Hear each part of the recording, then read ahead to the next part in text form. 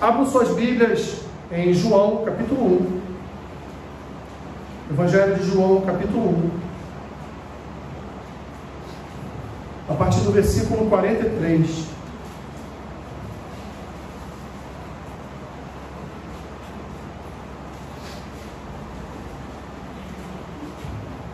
Vamos continuar a nossa peregrinação no Evangelho de João. João capítulo 1, versículo 43.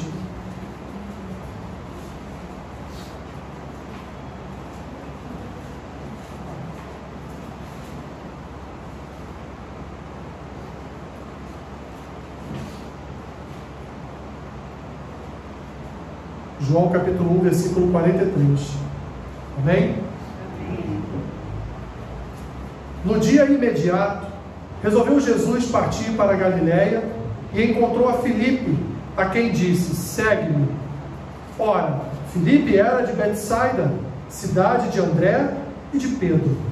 Filipe encontrou a Natanael e disse-lhe: achamos aquele de quem Moisés escreveu na lei e a quem se referiram os profetas, Jesus o Nazareno, filho de José. Perguntou-lhe Natanael: de Nazaré pode sair alguma coisa boa? Respondeu-lhe Filipe: vem e vê. Jesus viu Natanael aproximar-se e disse a seu respeito: eis um verdadeiro israelita, em quem não há dolo. Perguntou-lhe Natanael: onde me conheces? Respondeu-lhe Jesus: antes de Filipe te chamar, eu te vi, quando estavas debaixo da figueira. Então exclamou Natanael: mestre, tu és o Filho de Deus, tu és o Rei de Israel. Ao que Jesus lhe respondeu: porque te disse que te vi debaixo da figueira, crês? As maiores coisas do que estas verás. E acrescentou: em verdade vos digo, que vereis o céu aberto e os anjos de Deus subindo e descendo sobre o Filho do Homem. Obrigado, Senhor, por tua palavra nesta manhã. Fala ao coração da tua igreja. Ensina-nos, Senhor, a tua palavra. Em nome de Jesus. Amém. Amém. Podem sentar. Meu irmão e minha irmã, como foi a sua conversão? Você lembra? Amém. Você lembra o dia em que você recebeu no seu coração o Espírito Santo de tal forma que tudo aquilo que você enxergava de uma forma, você passou a enxergar de outra? Como foi a sua conversão? De que forma se deu a sua conversão? De que maneira? O que Deus usou para conduzir você até os atos dele, ou até o seu seio, até a sua presença? Queridos, Deus tem várias formas de chamar seus filhos à comunhão. Se eu fosse aqui pedir o testemunho de cada um dos irmãos e irmãs sobre qual foi o método que Deus usou, como foi a sua conversão, nós ouviríamos aqui as mais estranhas conversões possíveis.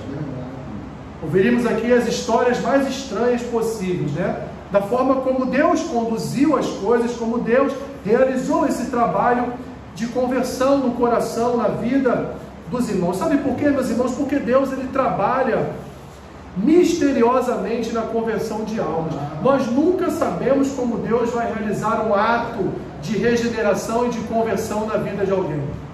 Nós não sabemos como Ele fará, nós não sabemos o método que Ele irá utilizar, nós não sabemos o instrumento que Ele vai usar, a ferramenta que Ele vai usar para converter um coração, para regenerar uma alma. Mas nós sabemos o seguinte, meus irmãos: quando Ele quer, Ele chama. Quando Ele quer, Ele faz da forma misteriosa dEle, não da nossa.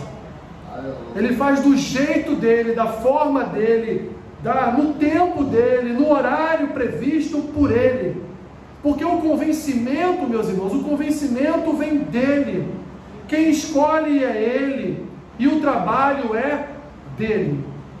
Não somos nós que convertemos, não somos nós que regeneramos, não somos nós que trabalhamos no coração das pessoas, mas é o Espírito Santo, é Deus que convence, é Deus que escolhe e é Deus que trabalha no coração do homem. Estamos aqui, como estamos pregando expositivamente o livro de João, Nós estamos aqui na continuidade do texto anterior, quando, depois do seu batismo, iniciou-se o ministério terreno de Jesus. O ministério ali reconhecido por alguns que vieram a se tornar os seus discípulos. Lembro que no domingo passado eu falei que ali estavam os 3 primeiros membros da Igreja de Cristo, né? Vemos, após o batismo de Cristo, João Batista dizer para 2 dos seus discípulos, sendo um deles André, dizendo: eis o Cordeiro de Deus. Então, nesse mesmo momento, André e uma outra pessoa, que nós não sabemos quem é, seguiu a Jesus. E André então levou a notícia a Pedro, levou a notícia ao seu irmão, e o seu irmão então resolveu ir e ver quem era esse Senhor Jesus. E então, quando ele teve o primeiro contato com Cristo, ele teve então no seu coração o processo da conversão e da regeneração. Vimos, meus irmãos, isso acontecer, essa forma como Deus trabalha no coração de cada pessoa, essa forma como Deus trabalha na alma, regenerando e convertendo cada pessoa. Vimos isso na vida de André, vimos isso na vida do outro discípulo e vimos isso na vida de Pedro. E agora, meus irmãos, estamos diante aqui de mais outros 2 seguidores, outras 2 pessoas, outros 2 homens que passarão a fazer parte desta igreja, passarão a fazer parte do corpo de Cristo, passarão a fazer parte da comunhão dos santos, que é Filipe e Natanael. Essa é a história contada sobre Filipe e sobre Natanael. E o que nós podemos aqui, meus irmãos, retirar desse texto, que seja de certa forma adequado para a nossa vida, para a nossa própria história, para a nossa própria conversão, para a nossa própria regeneração. Em primeiro lugar, aquilo que eu falei como uma breve introdução: Deus chama de várias formas. Deus, ele atua no coração do homem de maneiras diferentes. Existia até uma música, não vou lembrar agora o grupo, que dizia assim: ninguém é igual a ninguém, ninguém é igual a ninguém. Não lembro agora qual é o grupo, mas me veio à cabeça agora, porque de fato, no que concerne a conversão, a regeneração, ninguém é igual a ninguém. Você pode ter tido um encontro com Cristo numa pregação, te convidaram para uma igreja, você foi, naquele dia a palavra entrou no seu coração de tal forma que a sua alma se estremeceu na presença daquilo que estava sendo pregado, e você sentiu claramente no seu coração o que? A presença do Espírito Santo, a manifestação do Espírito Santo, de tal forma que você saiu diferente de como você entrou naquele lugar.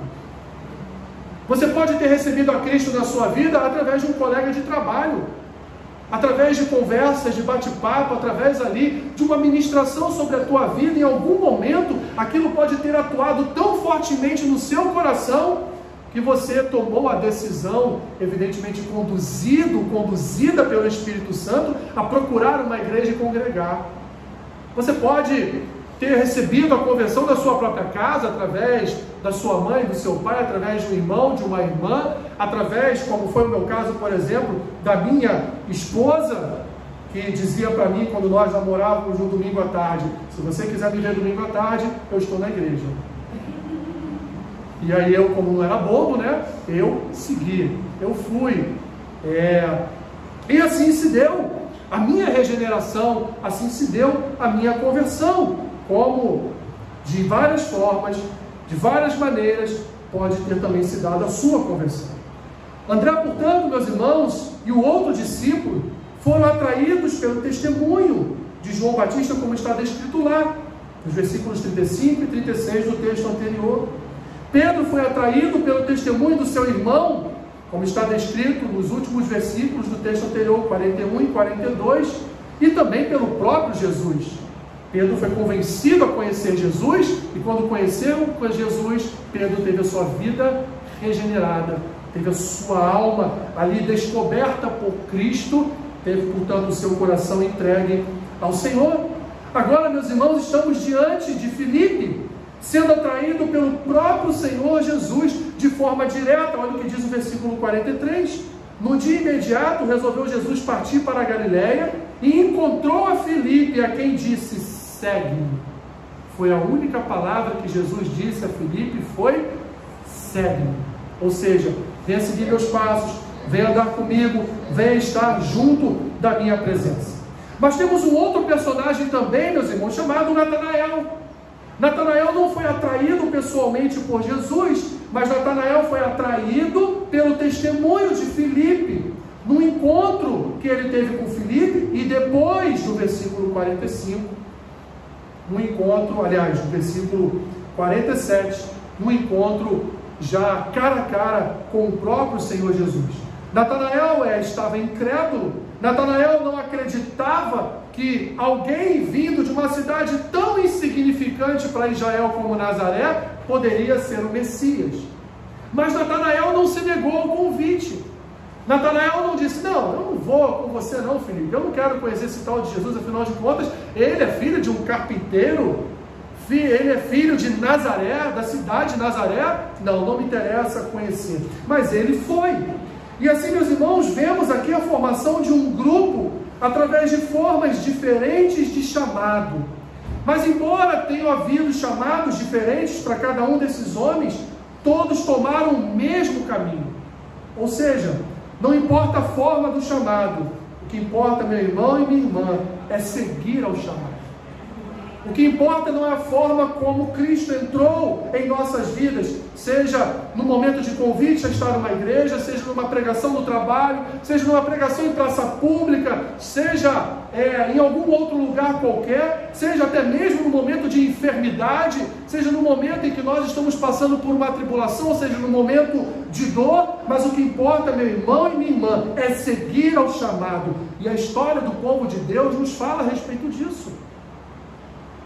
Pessoas de todas as línguas e de todas as épocas, quando foram chamadas por Cristo, atenderam ao chamado e seguiram esse chamado. Caminharam conforme e de acordo com esse chamado.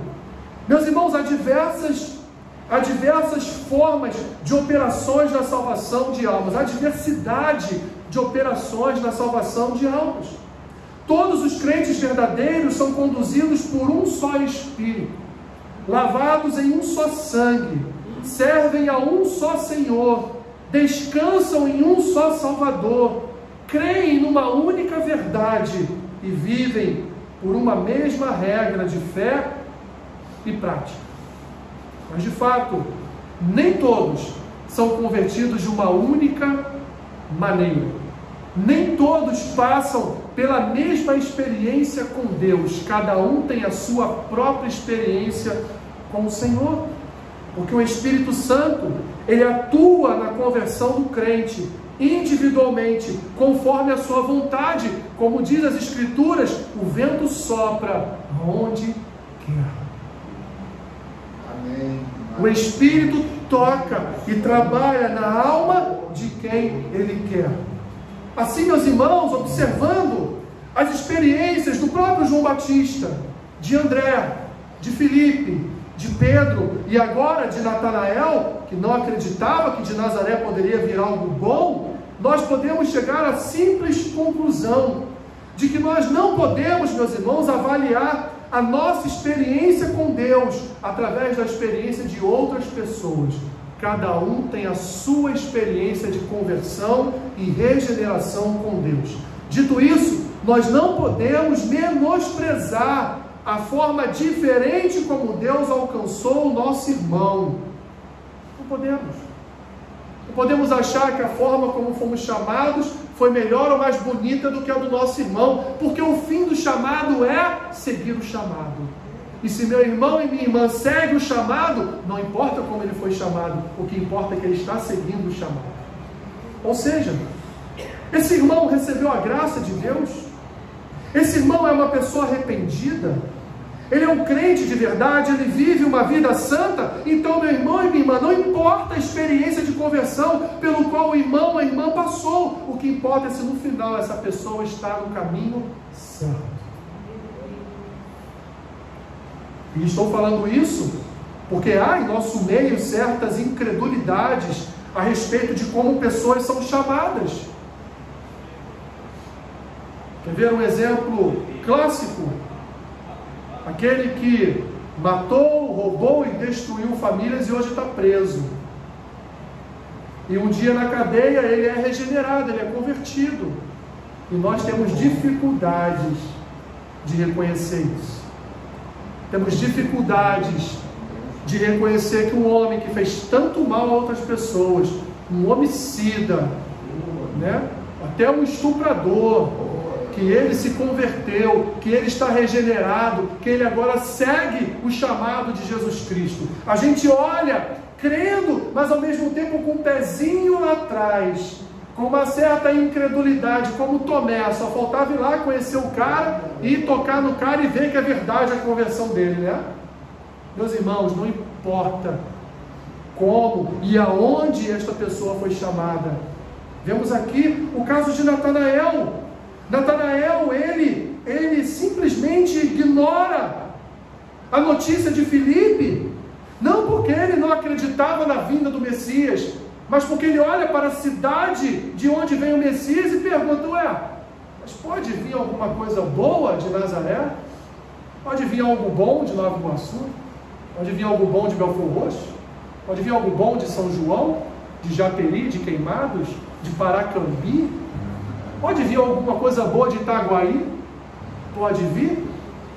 Essa é, de fato, aqui, o áureo do texto, o momento de maior incredulidade que o texto nos apresenta em relação à vida de Natanael. Mas ainda assim, no seu encontro com Jesus, ele foi regenerado. Em segundo lugar, meus irmãos, João apresenta o testemunho de Filipe sobre as profecias do Antigo Testamento sobre o Messias. Porque Filipe, ele vai falar para Natanael: Natanael, eu encontrei aquele de quem Moisés falou na lei. Coisa linda, né? Filipe foi lá atrás. Filipe não veio agora e disse: encontrei o Messias.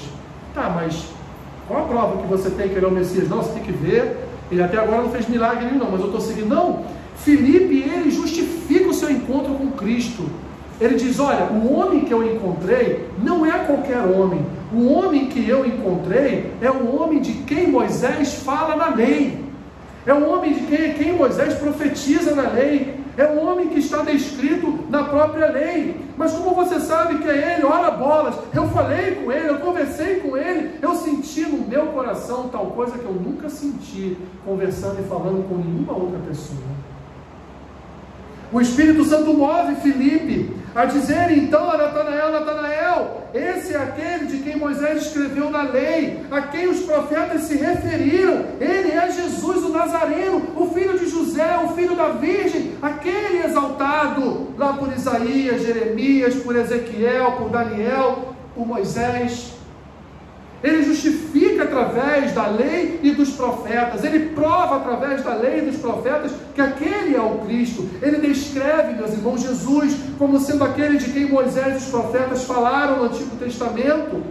Ou seja, ele diz ali claramente que Jesus Cristo é a essência do Antigo Testamento, pois tanto a lei quanto os profetas apontavam para o Messias, apontavam para o Salvador, apontavam para um resgatador, apontavam para aquele que viria salvar o seu povo dos seus pecados. E o Antigo Testamento, meus irmãos, nos mostra em cada culto cerimonial, na pessoa de cada sacerdote, cada parte do tabernáculo de Moisés, cada juiz que julgava, cada libertador que libertava, todos eles foram figuras do Jesus Salvador, todos eles foram figuras do sumo sacerdote da nossa esperança, todos eles foram figuras de um que viria e seria não só sacerdote, mas seria o sumo sacerdote, daquele que no segundo advento virá para ser o juiz, aquele que além de resgatar o seu povo, vai julgar todas as nações, como era lá nos tempos dos juízes. Ele é aquele, meus irmãos, que vem e liberta o seu povo dos seus pecados, como os juízes também libertavam o povo de Deus dos seus pecados e também das malignidades das outras nações.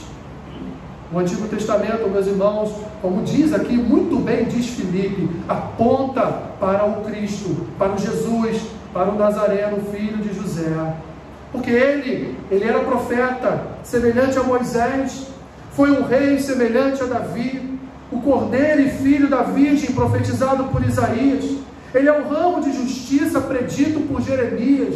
Ele é o verdadeiro pastor antevisto por Ezequiel. Ele é o mensageiro da aliança prometido por Malaquias. E o Messias, que de acordo com Daniel, deveria ser morto, mas não em favor de si mesmo, deveria ser morto em favor do seu povo, expiando os pecados do seu próprio povo. Assim como Filipe, meus irmãos, nós encontramos Cristo no Antigo Testamento. O testemunho da sua vinda, como ele mesmo diz, são elas, as Escrituras mesmas, que testemunham ou que testificam de mim. Ele vai falar em textos posteriores a esse, em João 5:39. Em terceiro lugar, meus irmãos, vejamos o bom conselho dado por Filipe a Natanael. É muito difícil para a gente tentar evangelizar uma pessoa e a pessoa a todo momento está dizendo para a gente: não, mas eu não acredito nisso não, acho esse negócio de Bíblia tremenda de uma bobagem, isso aí foi um livro escrito por homens, afinal de contas, cadê a prova que Deus existe? Ninguém consegue provar a existência de Deus. As pessoas falam de Deus, mas como existe maldade no mundo, terremotos, tempestades, vulcões em erupção, maremotos, né? Tantas pessoas morrem aí, como pode existir um Deus tão mau que permite a morte das pessoas, que permite a maldade das pessoas, que permite as guerras, como estamos vendo aí nos últimos 7 dias? Como podemos estar diante de lá? Por isso que eu não creio nesse Deus, por isso que eu não acredito nesse Senhor. Meus irmãos, Natanael faz mais ou menos isso com Filipe. Quando Filipe fala: olha, encontrei aquele de quem Moisés fala na lei, aquele que os profetas profetizaram, encontrei Jesus, o Nazareno. E Natanael: peraí, como é que é? Nazareno? Ué, então ele é lá de Nazaré? Sim, ele é de Nazaré. Ah, pode vir coisa boa de Nazaré? Existe mesmo esse Deus que você está pregando para mim? Essa palavra de que tanto você fala foi escrita por homens. Não foi Deus que escreveu, foram homens através dos séculos que escreveram. Como eu vou acreditar numa palavra escrita por homens? Mas olha o que Filipe fez, meus irmãos. Filipe não brigou, Filipe não confrontou, Filipe não gritou, Filipe não se descabelou, como algumas mães fazem aí, né? Filipe não bateu em Natanael, Filipe não agrediu Natanael, Filipe não xingou Natanael, Filipe não se aborreceu com Natanael. Filipe só disse 3 palavrinhas: vem e vê.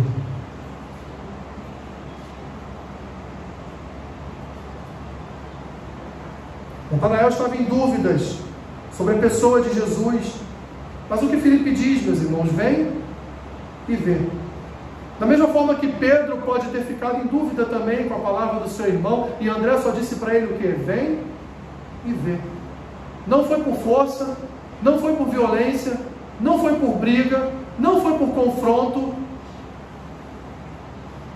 não foi por intriga, não foi através de ameaça, foi só vem e vê. Imagine agora comigo, meus irmãos, se Filipe tivesse reprovado a dúvida de Natanael. Se Filipe tivesse ali mudado o seu discurso e dito a Natanael: como é? Você está duvidando que ele é o Messias? Você está duvidando do que eu estou te falando? Quem é você, incircunciso, para duvidar do que eu estou falando? Quem é você, ímpio, gentio? Ele nem era, porque ele era judeu. Para duvidar do que eu estou falando? Se eu estou falando para você, rapaz, que é o Messias, é o Messias. Quantas vezes, meus irmãos, já fizemos isso? Muito provavelmente teria afastado Natanael de Jesus. Mas o que Filipe faz, meus irmãos, é jogar a bola para Deus. Sabe o que é jogar a bola para Deus? Vem e vê. Você prega Cristo. A pessoa não crê, você diz: vem na minha igreja, faz uma visita. Ah, não sei, vou ver. Tá bom, meu irmão, o convite está feito. Se você quiser, você vem e vê. Vem e vai lá no culto, lá na minha igreja. Né? Você até conta uma meia mentirinha, né? Não, tem um louvor lá que é legalzinho, né? Tem uma palavra que é legalzinha, eu vou com os irmãos são bons irmãos. Aí é verdade, né? E ele vem, senta aí no banco, participa da comunhão, toma um cafezinho no intervalo da escola bíblica, conversa com o irmão, conversa com a irmã, se sente bem, se sente abraçado e pensa: poxa, eu acho que encontrei um lugarzinho bom, né? Pode ainda não ser a conversão, Pode ainda não ser a regeneração, mas esse é um trabalho que vai ser realizado ainda pelo Espírito Santo. Natanael fala, Filipe, em nenhum momento briga com Natanael. Filipe só convida Natanael a experimentar e a provar daquilo que Filipe professava.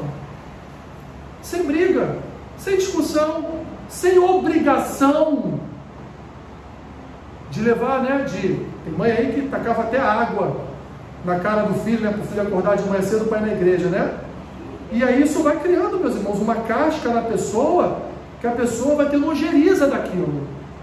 Não é por força, não é por violência, não é por disciplina, é por amor, meus irmãos. Vem e vê. Vamos lá, nos faça uma visita. Poucas pessoas são persuadidas, meus irmãos, com argumentações. Por isso que o vem e vê é muito mais eficaz. Não adianta argumentar, tentar provar para aquela pessoa que Deus existe. Isso é algo que acontece já há séculos e séculos e séculos. Pessoas tentando provar a existência de Deus, e você, ali, como um simples servo do Senhor, vai querer encerrar um assunto de séculos com aquela pessoa ali do seu lado. Não, só vem e vê. O crente que promove maior bem aos seus ouvintes é aquele que com simplicidade diz: encontrei o Salvador, venham e vejam. Encontrei a Cristo, venham e vejam. Estou numa igreja, venha ver como é essa igreja, venha ver como é a palavra, venha ver como você vai se sentir bem lá na companhia dos irmãos. Meus irmãos, Filipe nos dá aqui um testemunho de como nós pregamos o Evangelho, porque ele prega o Evangelho a Natanael. Ele diz: achamos aquele a quem Moisés escreveu na lei e a quem se referiram os profetas. E ele, quando foi confrontado com Natanael, ele continua a pregar o Evangelho. Agora ele joga a bola para Deus: vem e vê. Ele diz: agora é contigo, Senhor. Agora é o teu Espírito que vai tocar no coração de Natanael, para levar Natanael à presença de Cristo. E o que Natanael faz? Ele se recusa ao convite? Não. Ele vai, junto com Filipe, ao encontro de Jesus. E aí o que acontece, meus irmãos? Em quarto lugar, tudo muda quando encontramos Jesus. Quando Natanael encontra Jesus, toda a sua incredulidade cai por terra. Porque aí, meus irmãos, Jesus faz aquilo que Filipe não poderia fazer. Jesus prova a Natanael que ele é o Messias. Jesus diz: Natanael, antes de Filipe ter contigo, eu te vi lá debaixo daquela árvore lá. O texto não diz o que Natanael estava fazendo embaixo de uma árvore. Nós não sabemos se ele estava comendo do fruto daquela árvore, se ele estava ali pensando na vida, se ele estava ali até mesmo pensando na vinda do Messias. Mas o que nós sabemos é que, ao ouvir esta palavra, porque Cristo regenerou pela palavra, mais uma vez, meus irmãos, não foi pela força, não foi pela violência, não foi pela discussão. Jesus sabia o que Natanael havia dito a Filipe. Jesus sabia da incredulidade de Natanael. E quando Natanael chega, o que Jesus fala é: eis aí um grande varão de Deus, um grande judeu. Esse aí conhece a lei, esse aí ora todo dia, esse aí é homem, é varão perfeito diante de Deus. E Natanael se assusta e diz: como é que você me conhece? Porque eu te vi lá debaixo da árvore antes de Filipe te chamar. O próprio Senhor Jesus dá prova de quem Ele é. Assim, meus irmãos, que basta a nós apenas o vem e vê, e toda a obra quem vai realizar é o Senhor. Porque Jesus nos conhece, meus irmãos, e já nos conhecia antes da nossa conversão. Ele dá valor a Natanael mesmo com o seu desinteresse. Ele diz: eis aí, verdadeiro israelita, em quem não há dolo, ou seja, um homem em quem não há crime, um homem em que não há problemas, um homem que não anda com a sua vida em pecado. E Natanael se assusta. Ele viu o coração de Natanael, ele identificou em Natanael a figura de um bom servo de Deus. Jesus abriu, meus irmãos, os seus olhos com uma revelação que impactou Natanael. Veja bem, Jesus não revelou de si mesmo, Jesus revelou de Natanael. Natanael, você estava debaixo daquela árvore antes de Filipe te chamar. Ele trabalhou no coração de Natanael, dizendo onde Natanael estava, e dizendo, eu estava te vendo. Ninguém sabia, repito, meus irmãos, o que Natanael fazia embaixo da figueira, mas Jesus sabia. E Natanael viu nas palavras e no olhar de Cristo que Jesus sabia o que ele fazia embaixo da figueira. Então o que Natanael vai dizer para ele? Mestre, tu és o Filho de Deus, tu és o rei de Israel. E Jesus até brinca com ele, né? Ué, só porque eu falei que você estava embaixo da figueira, então você creu? Só por causa disso? Ninguém sabia, meus irmãos, como andava o coração de Natanael até a sua conversão. Ninguém sabia como estava o nosso coração até a nossa conversão. Ninguém sabe como anda o coração daquela pessoa a quem você tem entregado a Cristo antes dela ser convertida. Ninguém sabia o que você pensava. Ninguém sabia o que você gostaria de fazer quando da sua conversão, mas Jesus sabia. Cabe a nós, meus irmãos, assim como Filipe fez, cabe a nós apenas convidar. Vem e vê. E Natanael, ao ter o seu coração desvendado por Jesus, ele então se rendeu ao seu rei, ele se rendeu ao Messias, ao Filho de Deus. Podemos concluir, meus irmãos, de todo esse texto. Em primeiro lugar, o convite de Jesus para segui-lo é pessoal. E vou dizer para você, você não tem nada a ver como foi a forma que o seu irmão e sua irmã foi chamado. Nada. Você pode ter a ver por ser um instrumento, uma ferramenta na mão de Deus para conduzir pessoas a Cristo. Mas a forma como essas pessoas foram conduzidas, a forma como tudo isso aconteceu, meus irmãos, é pessoal, é da pessoa com o seu Senhor. Em segundo lugar, Jesus está presente em toda a Escritura. Toda a Bíblia aponta na direção do Cristo, do Salvador, daquele que vai salvar o seu povo dos seus pecados. Toda a Escritura, desde Gênesis até o Apocalipse, aponta para a figura de um Salvador, aponta para a figura de um resgatador, aponta para a figura daquele que vai salvar o seu povo e vai acolher o seu povo na eternidade. Em terceiro lugar, meus irmãos, bons conselhos sobre Jesus abrem portas do coração para recebê-lo. Repito, não é por violência, não é através de confronto, não é através de discussão, não, é através de amor. Bons conselhos, um bom convite, feito na hora certa, na hora adequada, meus irmãos, conduz outras pessoas a Jesus. Por último, ninguém permanece o mesmo ao ter o seu coração sondado por Jesus.